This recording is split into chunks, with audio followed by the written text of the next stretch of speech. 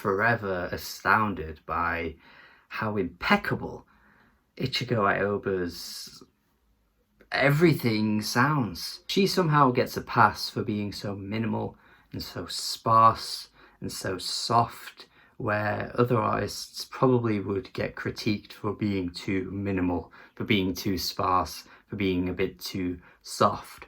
Anytime I play any album from this artist, I am transported to the most tranquil place you could ever imagine, which is utopia and doesn't exist on this planet. The sheer power of the music she creates is just very hard to describe. I don't know how she manages to do it, but the elegance of her voice, the beauty of the instrumentals, it's just like no other. So of course, this new live album, Gift, was something I was interested in just because of who it is.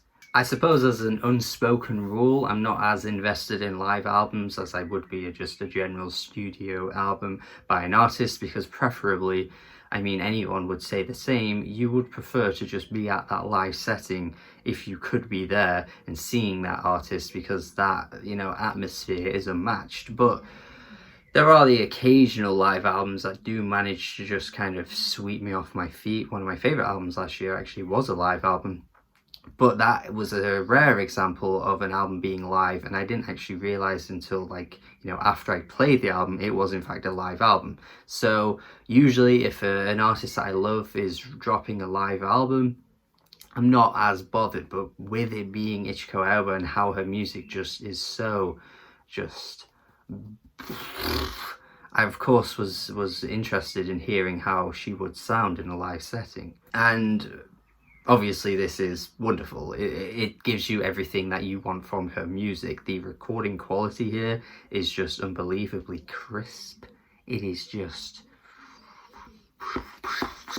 everything just sounds perfect. Like, there isn't one thing you think you'd need to change. Like, you know, I don't know how it just sounds as organic and as lively as it does, because you just expect a few moments where maybe the microphone kind of, like, you know, blurts out a little echo, a little screech, like just little things like that that you get in live shows sometimes, or even just maybe it's sounding a bit muffly, but like it's just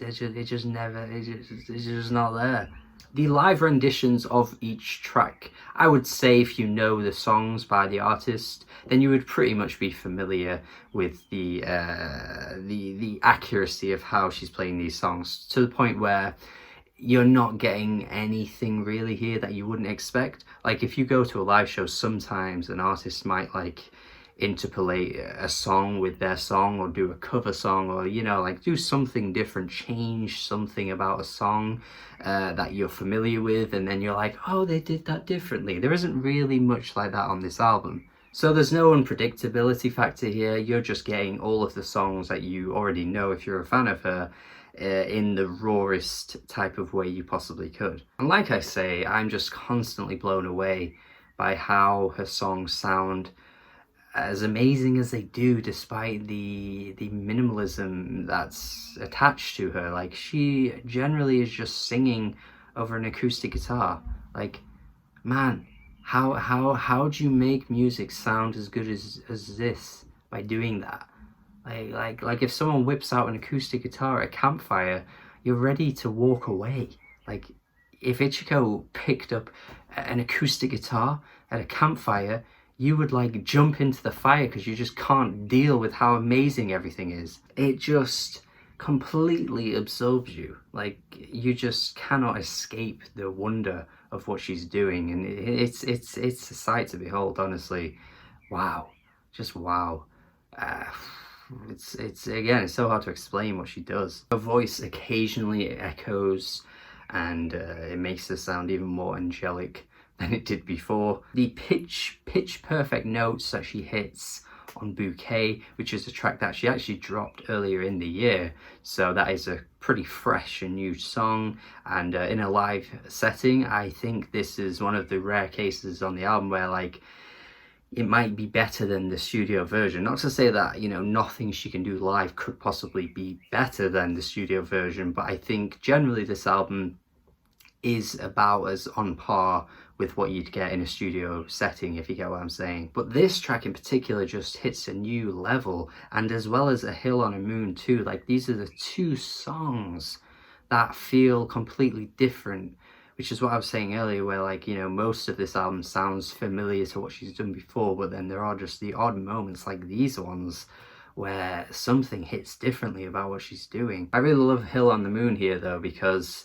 she slows down her singing on the first verse, which is different to how she sings on the original track, and then the way it kind of like speeds up slowly as the track goes along, that's really nice. It's a nice touch, and honestly, if she'd done different things like this across the album, it might have felt like a completely different experience, because I think I would welcome more of that. Not to say that anything really needs to be changed massively here, but it just would have been nice to see her try and like experiment a little bit in this live setting, but then maybe that could have gone wrong, who knows. Beauty, the sheer beauty of this album just carries it anyway. Like, even if you've never heard any of these songs before, I feel like you could sit through the entire thing and find something to love about it. But I think for me, I tend to just gravitate towards the general renditions of most albums anyway. It's rare that you'd come across many live versions of songs that you would play over the original song, and that's kind of the similar case here, I think, with this one. But to be honest, there is no greater duo in the world than Ichiko Aoba and an acoustic guitar. So an hour and 17 minutes of that,